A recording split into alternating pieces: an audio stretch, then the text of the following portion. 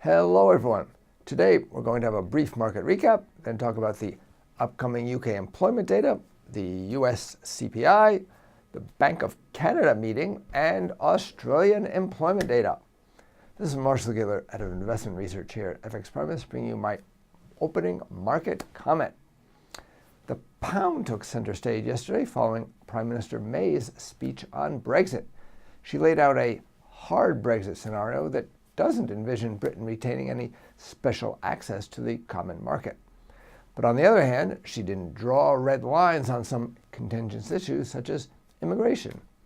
Furthermore, she confirmed that both houses of Parliament would vote on the final conditions. Now, since Parliament's relatively pro-EU, this suggests that more concessions are possible.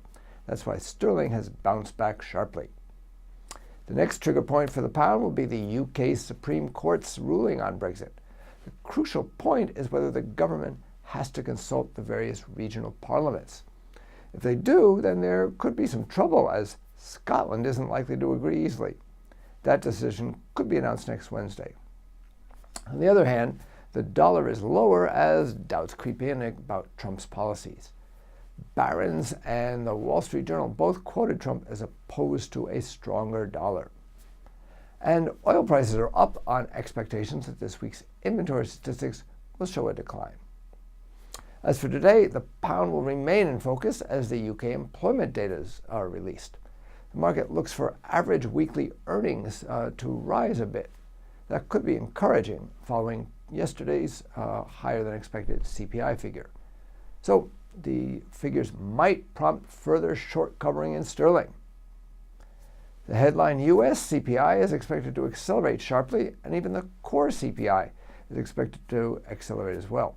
Inflation back over the 2% line would tend to be dollar positive. Now, there's little debate about the result of the likely result of the Bank of Canada meeting today. Most people expect no change in rates.